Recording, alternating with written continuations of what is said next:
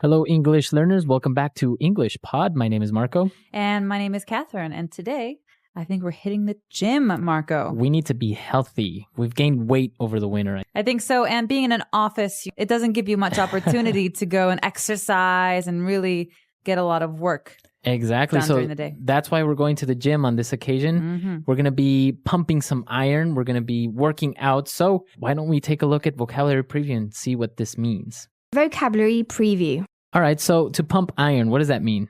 All right. Well, to pumping iron means lifting weights. Okay. So we're pumping iron. We're lifting weights. Because weights are made of iron. Right. That's what makes them so heavy. All right. So we're pumping iron. Good. And well, we're going to be giving you guys some. All right. So you might have heard the word point before. Well, pointers is another word for tips. All right. So we're going to be giving you tips or advice. Yep. So you're going to get some help today from the trainer. All right. So we're going to jump right into this dialogue. And when we come back, we'll be talking more about what's going on. Hey there. You look a little lost. Are you new here? Yeah, how did you know? Dialogue. You can always spot the newbies. I can give you a few pointers if you want. Were you trying to use this machine here? Yeah, I just started my training today, and I'm not sure where to begin. It's okay. I know how it is. This machine here will work out your upper body, mainly your triceps and biceps. Are you looking to develop strength or muscle tone and definition? Well, I don't want to be ripped like you. I just want a good physique with weights and cardio. In that case, you want to work with less weight. You can start off by working 10 to 15 reps in 4 sets. 5 kilo weight should be enough. Now, it's very important that you stretch before pumping iron. You might pull a muscle. Got it. Wow, is that the weight you're lifting? My goodness, that's a lot of weight. It's not that much. Just watch. I'm okay. So this guy was a little bit arrogant. I think he was very muscular, but I think he embarrassed himself in front of the lady. The trainer, you mean? Yeah, definitely. So we say he had a big ego. Yeah. He thought a lot about himself. So let's check out some of these phrases and words that they were using because they're all related to going to the gym and they can help you if you ever want to get some help when you're at the gym. So this girl, she was new in the gym. She didn't really know what she was doing. And well, the guy said, well, do you want to develop strength or muscle tone? All right, we know what strength is, but what is muscle tone? Okay, so if you want to develop muscle tone or to have muscle tone, it means that you have healthy muscles, not like huge, big muscles, right? But you have a nice body. Right. So to tone is to maybe give some shape to something. It's, sometimes you have big arms and they're not really, you can't see the muscles. Well, muscle tone means that you can start to see the shape and they start to get stronger. All right. So if you think of Madonna, maybe 5 years ago, she had a lot of muscle tone. Now she's like big muscles. Now she's strong. But muscle tone means that you can see the muscles. They start to develop. Okay. And this actually is very related to our next word because you said muscle tone and definition. Right. So definition is another way for us to Other describe seeing those muscles because at first you have a big tummy or you have big arms. And when you start to work out, every time you go, you can see more and more definition. That means more and more of the muscle becomes visible. All right. So you have defined muscles. All right, good. Now the girl was like, no, I don't want to be like super strong and huge, right? She doesn't want to look like Arnold Schwarzenegger. Yeah, exactly. She said, I just want a good physique. All right, this word maybe sounds strange for some of you because it's sounds French it's to more me. like French than Yeah. English. Yeah, well, it does come from French. And physique is a way to talk about the whole body. Physique is the state of your whole body. It's your physical appearance. Okay, so I can say she has a nice physique. So that means she's probably works out a lot. But basically, it's like her whole body, right? And you can't just say like, she has good physique in her arms or something like that. No, your physical. Think of the word physical. It's Your whole body. All right. So good physique. And now the tips that he was giving her or the pointers, he was talking about these two words, reps and sets. Right. These are great words for the gym because they allow us to count when we're working out. So the first one is reps or repetitions. That means doing something over and over again. So for example, if I want to lift a weight, I sit down on the bench, I do 1, 2, 3. How many times I lift that weight is a repetition or a rep. All right. And what about sets? So I could say I lift the weight 10 times, 1, 2, 3, 4, all the way to 10, and then I wait, and then I do it again. So the number of times I do it again is a set. So Okay. sets of 10 or sets of 5. Okay, so if you are lifting this weight 10 times and you have 5 sets, you will do a total of 50 pushes or repetitions. Okay. So reps and sets are probably the most important or common words you'll hear in the gym, especially if you're lifting weights, right? Definitely. And sometimes your trainer will count with you so that he'll keep account while you're working out. All right. Cool. So those are the words that we have for you on Language Takeaway. I think in order to better understand these words, we should listen to our dialogue again, but we're going to slow it down just a little bit. Hey there.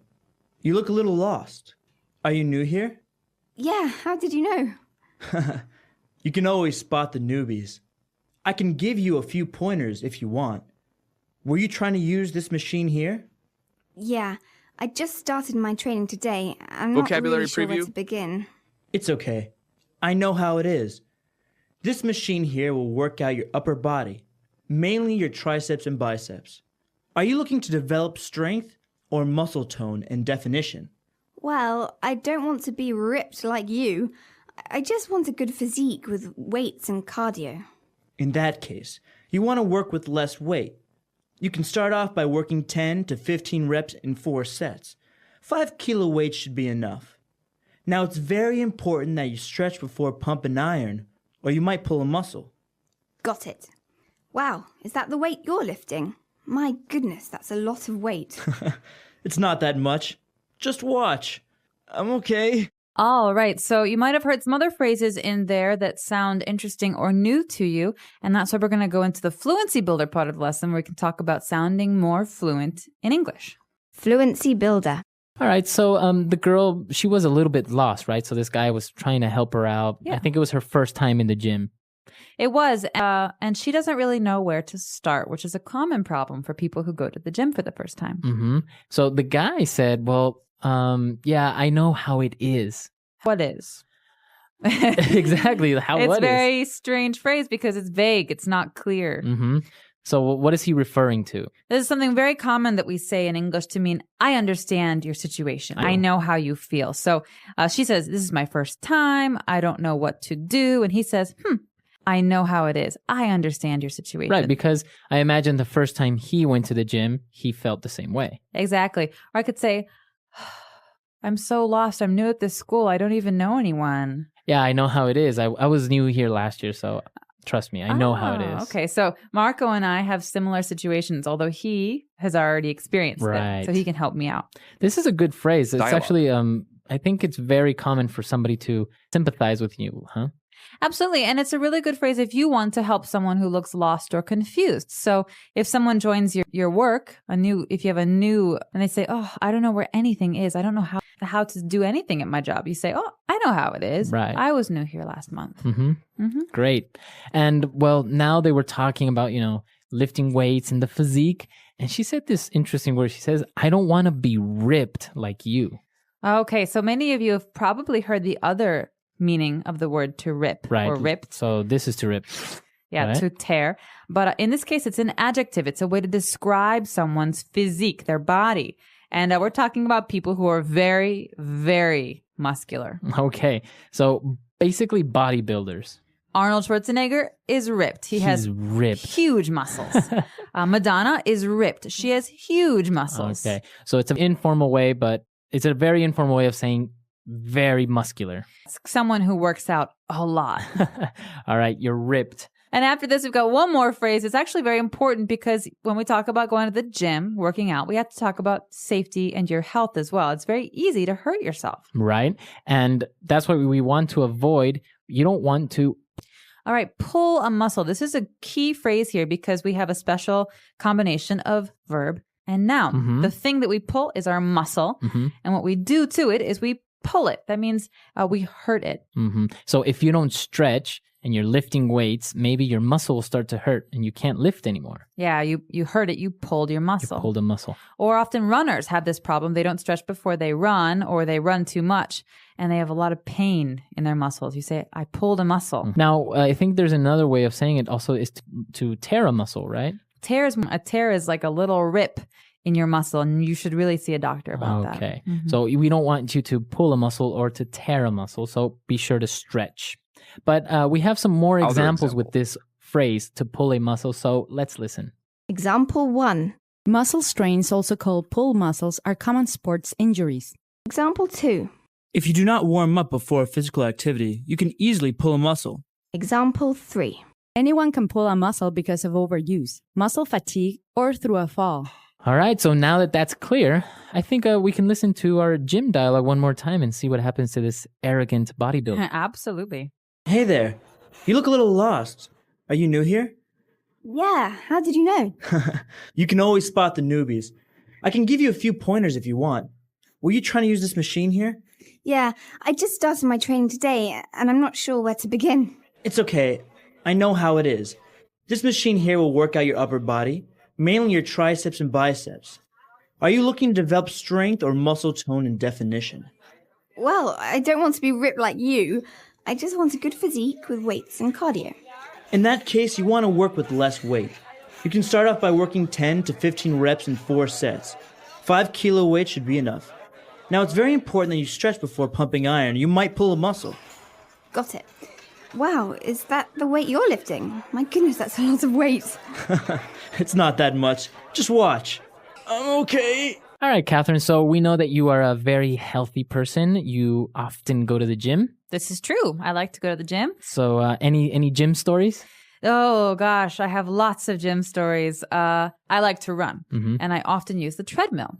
And I've never really understood the people who don't run on the treadmill, people who stand or who walk slowly. Who walk on the treadmill. And I remember my gym is usually very crowded. I remember one time I was at my gym and I wanted to run on the treadmill. I had a long day at work and I had to go out afterwards, so I didn't have much time. I only had an hour. And I really wanted to run, but there's a line for the treadmills. There are too many people.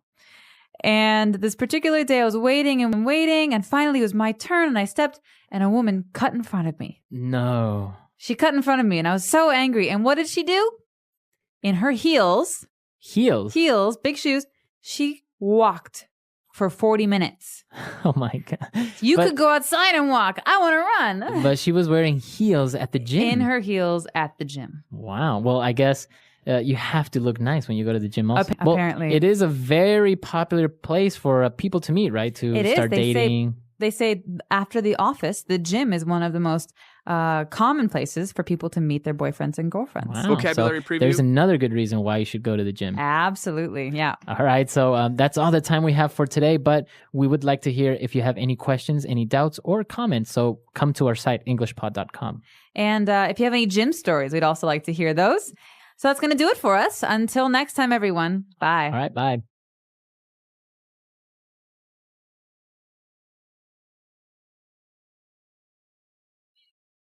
Second paragraph in the dialogue. Welcome back, everyone. Ready to dive into some more grammar fun? Always. What are we exploring today? Well, today we're tackling hypothetical grammar. You know, how to talk about those what-if situations. Oh, interesting. Like those imagine if scenarios. Exactly. It's super useful for giving advice, playing those what-if games, and just generally getting comfortable with possibilities in English. I see where this could be helpful. So, where are we getting our material from today? We're taking a peek at an English learning podcast called English Pod. Okay, cool. The hosts, Marco and Catherine, use this really relatable scenario, 2 teenage girls chatting, to illustrate how these grammatical structures work in everyday conversation. Ah, so we can see it in action. That's always good. Right. It's one thing to learn the rules, but another to hear how people actually use them. And they start with 2 phrases that you'll hear all the time: ask out and freak out. Those sound familiar, but they're kind of slang, aren't they? They are, so understanding the context is key. True. So how do they break it down? Well, ask out specifically means to invite someone on a date, usually with romantic intentions. Makes sense. Like he finally asked her out to the movies, something like that. Yeah, exactly. And then freak out describes a strong, usually negative reaction to something, like, my parents totally freaked out when I told them I wanted to travel alone. Ah, I see. It's like having a really big dramatic reaction. Exactly. And they give these hilarious examples in the podcast, like a teenager mustering up the courage to ask out their crush only for their parents to freak out about it later. Aha, classic. So relatable, even if you're not a teenager anymore. Okay, I'm starting to see how these phrases work. What else do they cover? Well, next, they dive into what they call the what-if game, which is perfect for practicing hypothetical situations. Okay, I like where this is going. Tell me more about this what-if game. So they point out that there are two main types of conditionals we use in these situations. The first type is all about those unlikely scenarios, those what-ifs that are fun to think about but probably won't actually happen. Okay, give me an example. Like winning the lottery. Yeah. Or suddenly finding yourself stranded on a desert island. Okay, I get it. So how do we actually form sentences for these unlikely situations? Well, you'll typically use the past tense and the word would to describe the hypothetical outcome. Got it. So I might say, if I won the lottery, I would buy a house on the beach. Right. You got it. But there's a little grammar quirk here that can trip people up. Uh-oh, I'm intrigued. Tell me more. You actually use were instead of was, Ah, even when you're talking about yourself. really? So instead of saying, if I was you, You'd say, if I were you.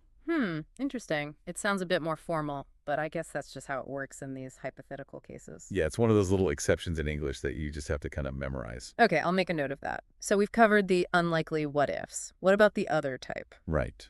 The second type is all about likely scenarios, those what-ifs that could very well happen. Okay, like what? Like whether it might rain tomorrow or what you might eat for lunch. Ah, those everyday possibilities. Got it. And how do we structure sentences for those? For these more probable events, you'll use the present tense, Yeah. followed by will, to describe the outcome. Okay, so I could say, if it rains tomorrow, I'll stay home and read a book. Something like that. Exactly. Or, if we have lunch tomorrow, what will we eat? I see. So it's all about thinking about those realistic situations and how you might react to them, just like in a real what-if game. You got it. And that's actually what Marco and Catherine encourage listeners to do.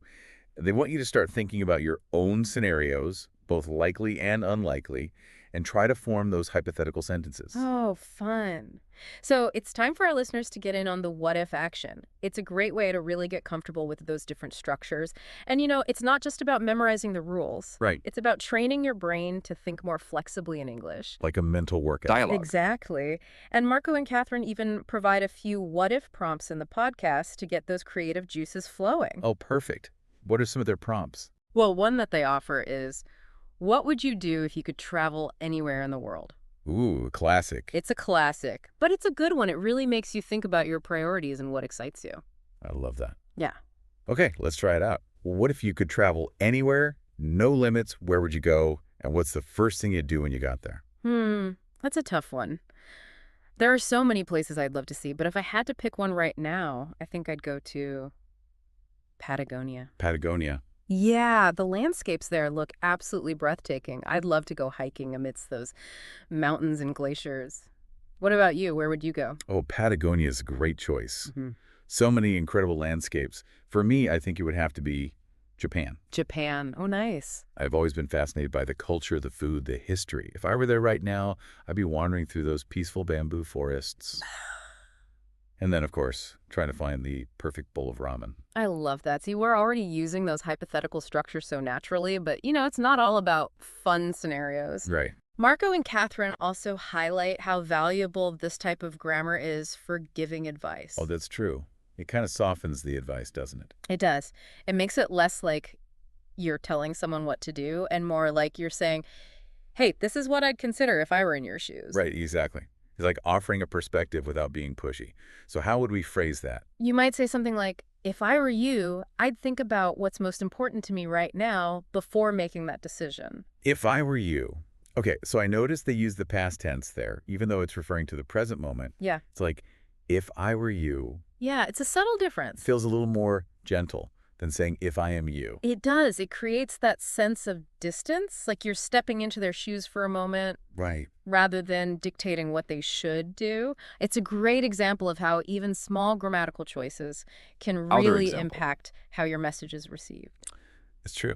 Okay, so we've covered a lot of ground here. We have. From understanding key phrases like ask out and freak out, to playing the what-if game, to giving advice using these hypothetical structures. So what would you say are the biggest takeaways for our listeners today? Well, I'd say first off, don't be intimidated by grammar. Yeah, the structures can seem a little tricky at first, right? They can, but they become much easier with practice, and the what-if game is such a fun way to practice. Second, I think it's important to pay attention to those everyday phrases that have these specific meanings, like, we talked about ask out and freak out. Right. Context is everything in language. It really is. And finally, remember that this hypothetical language isn't just about grammar rules. It's a really powerful tool for communication. It helps you express possibilities. It helps you give advice thoughtfully. And it even allows you to explore different perspectives. I love that.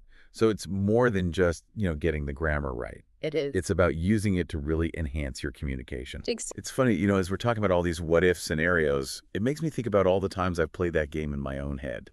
Oh, yeah. Those moments when you wonder, what if I'd made a different choice? What if I'd taken that chance? It's natural to reflect on those turning points, isn't it? Totally. And sometimes those what-ifs can be kind of a powerful tool for growth, like a way to learn and understand yourself better. I agree. It's all part of the journey, I guess. So for our final what-if challenge today, Okay. let's tap into that a little bit. Imagine you could go back in time and give your younger self just one piece of advice. What would it be? Wow, that's a good one. That is a really thought-provoking question. If I could go back, I think I would tell my younger self to not be so afraid of making mistakes. Oh, interesting. I spent so much time worrying about getting things perfect. And, I think I missed out on some really valuable learning opportunities because of that. What about you? What would you tell your younger self? If I could go back, I think I'd tell myself to just be more open to new experiences. Oh, love that. Even if they seem a little scary at first, I think some of the most incredible moments of my life came from stepping outside of that comfort zone. Absolutely. So what stands out to you most about this whole idea of hypothetical grammar? What stands out to me is that it's more than just grammar. It's really about the power of language. Yeah. And how mastering something like this can actually help you navigate, real life situations. It's like a tool almost. It is. It's about being able to express yourself Vocabulary clearly, preview. consider different perspectives, and approach challenges with more confidence. I love that. It's really empowering. It is.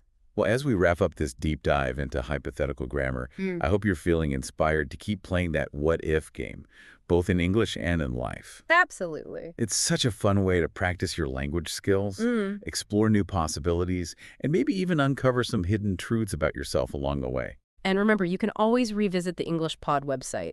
They have more examples and exercises if you want to keep practicing. Perfect. A great resource for anyone who wants to really deepen their understanding. But most importantly, have fun with it. Yes. Language is meant to be explored, so keep those what-if questions coming. And we'll catch you on our next deep dive.